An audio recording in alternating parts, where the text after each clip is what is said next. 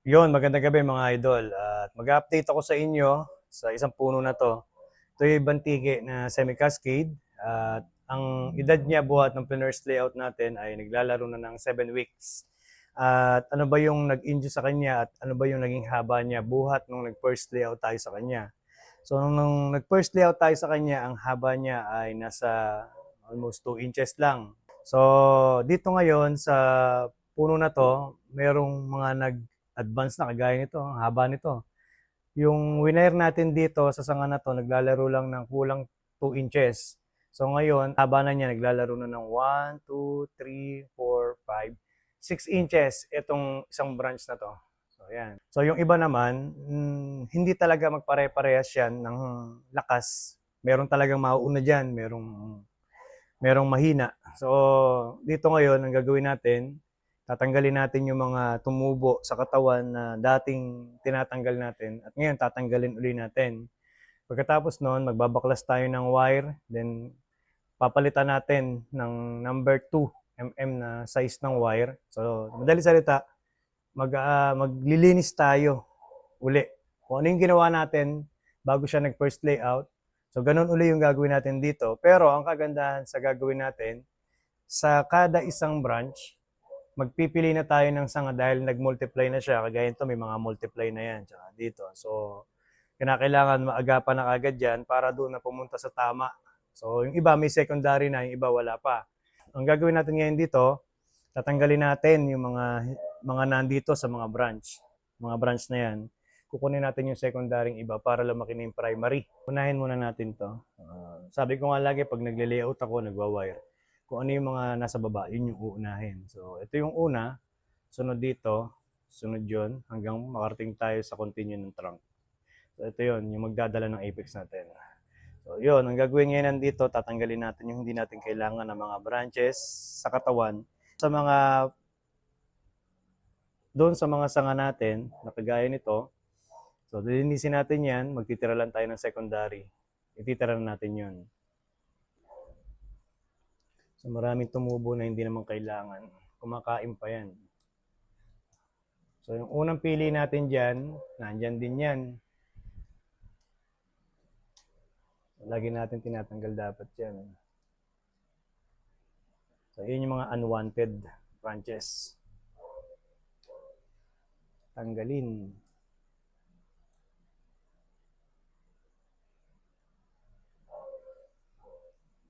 Pansin nyo, kinakamay ko lang.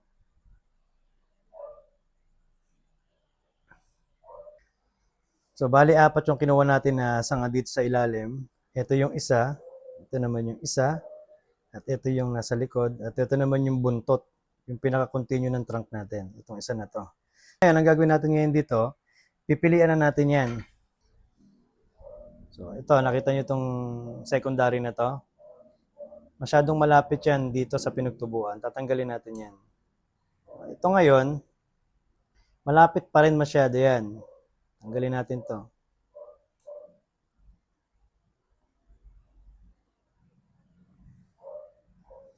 Tanggalin natin to.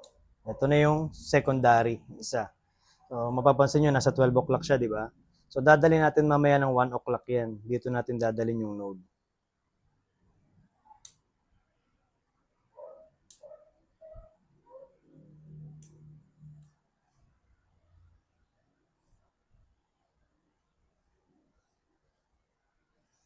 Ayan. Nakuha natin yan. Mamaya na tayo dito. So, ito naman ngayon, ito kasi hindi pa natin na-workshop eh. Itong part na to. So, susunod na yan. Mga siguro, paabutin pa natin ng mga 8 months bago natin trabahuhin yan.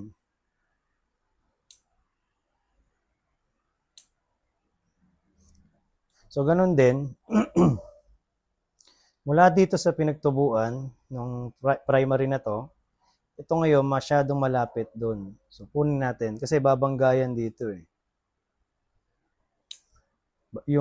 Kung hindi natin tinanggal to, yung secondary nito, tsaka yung secondary nito, magbabangga, mag-aabot yan. So, nakita nyo itong isa na to? Ako na yan. Yan yung kailangan natin.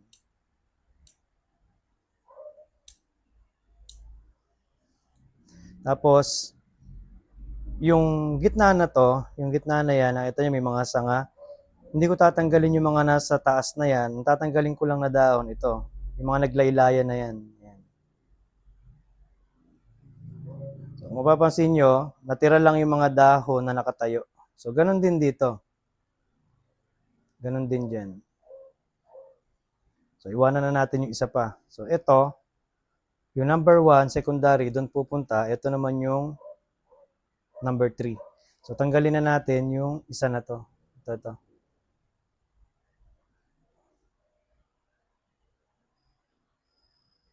So, nakuha na natin yan. Lagi, siguro, palaisipan sa inyo kung bakit sinasabi ko 1-3, di ba?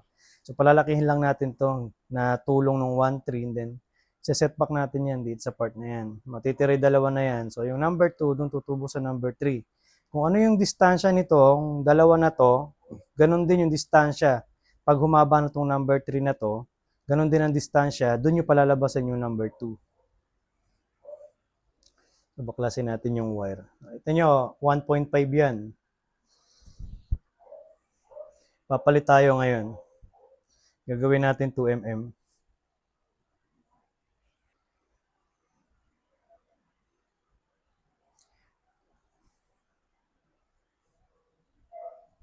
Sa liit ng mga abang, ito yung mga tinatawag na abang. Yan.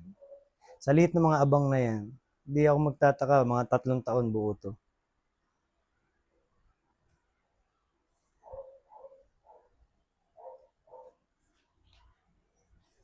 So, yung secondary natin, dadali natin doon. So, nasa 12 o'clock siya. Diba? So, 1 o'clock. Dali natin 1 o'clock yan. So, habang nilalagay natin to, yung wire, dapat ito, pinipihit na natin yan. Ayan, nakita nyo? Pag nilagay ko to, kasama na yan. Ayan, nakita nyo, nakalagay na siya. Pipihit ko na to, yung sanga mismo. Ayan, nakita nyo? Ayun. Kasabay ng ikot. Kita nyo? Wala na siya sa 12 o'clock. Nasa 1 o'clock na. So, ito nga yung number 3. Tumama na rin siya gawa ng pag-twist ko kanina.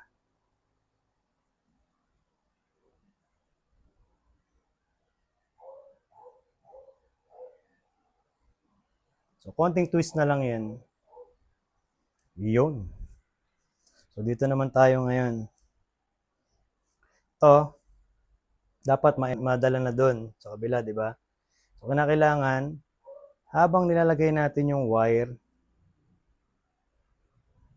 habang nilalagay natin, tinan nyo ha, nakaano yung kamay ko, yung daliri ko mismo sa sanga, nakahawak na siya, ayan. Ayan.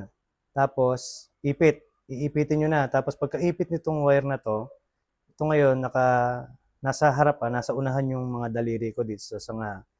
Tutwist ko na siya. So, pagka-twist ngayon yan, tsaka nyo ngayon i-apply na yung wiring. Ayan.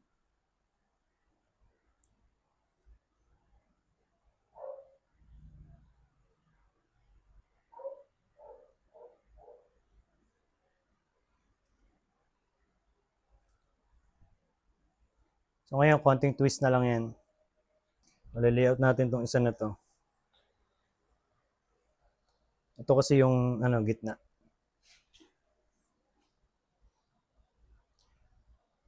Tingnan nyo mabuti daliri ko. Tapos ito ngayon, dito, pupush niya papunta dun. Yun. Para magkaroon ng konting bend tong part na to. Hindi siya tuwid. O yan.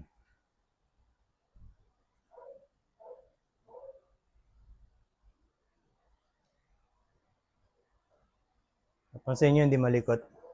So, ito ngayon, gagawin natin, dadalhin natin to dun.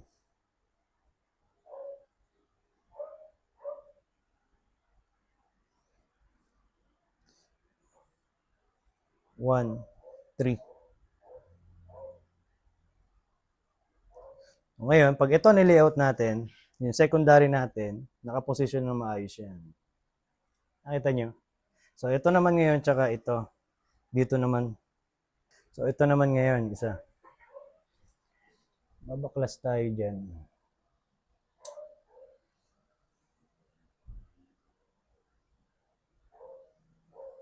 Kuha tayo ng isa. Ito, dito mababago. Dadagdag tayo ng isang sanga dito sa labas. Madalit salita, yung 1 nasa labas, yung 2 nasa loob. So minsan nababago dahil yung distansya nito ang layo, di ba? So kung kukunin natin yung 1, dito natin kukunin, ang mangyayari, masyadong malayo, liliit yung pads natin, yung pad natin dito.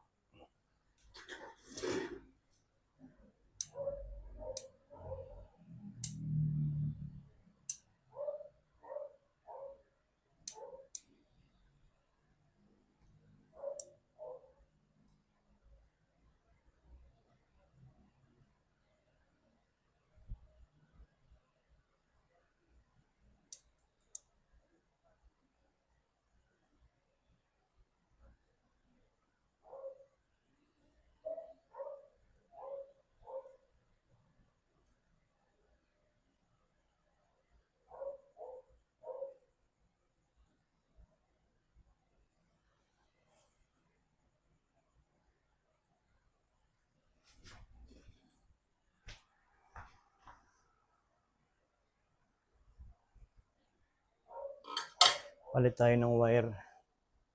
1.5 lang no, no? Ngayon, pan 2 ano na siya, mm.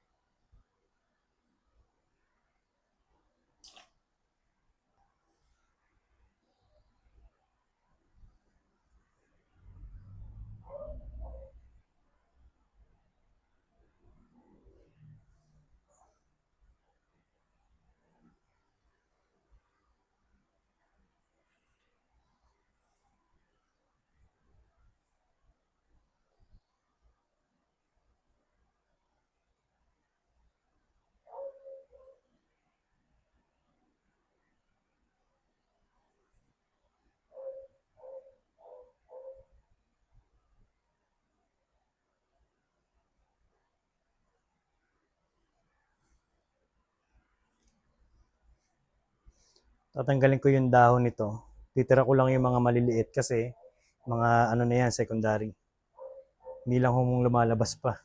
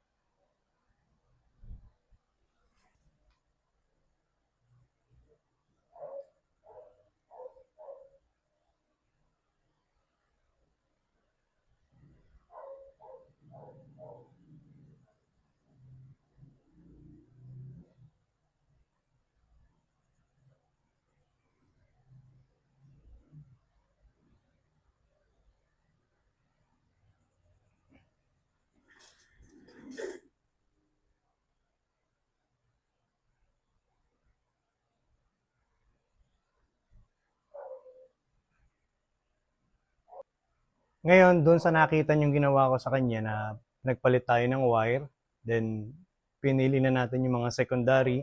So, ang purpose kasi ng iniwan natin ng secondary, itong part na to, yung primary natin, palalakihin itong number 1. So, itong part naman na to, palalakihin naman itong number 3. Then, pag ito ngayon ay 30% na dito sa ating trunk, mangyari ngayon, magse-setback na tayo dyan. So pagka-setback ngayon, sabi ko nga, kung mas maganda kung lalabas na yung number 2 sa number 3. So kung lalabas yun, mas maganda para tulong-tulong sila na mas mapabilis pa na ma-achieve natin yung 30% dun sa trunk. Di ba? So ngayon, ito ngayong secondary natin na to, hindi pa natin wawiringan yan. Hayaan muna natin siyang lumakas, then tsaka natin iwawire. Kasi once na ito, ginalaw natin, yung fiber kasi ng ating mga primary, nilayout natin yan, nagalaw yan. So, yung daluyan ng pagkain nila, nasira yan. So, kung ito pa, gagalawin natin, lalong hihina yung sanga natin. Kaya, ito, hindi ko muna wina-wire para yung pagkain sa kanila pumunta at ma-achieve natin yung lakas sa part na yan, yung mga primary natin. Ito yung unang ginawa natin. Nakita niyo yun, yung depth, back branch. Yan naman ang gagawin natin.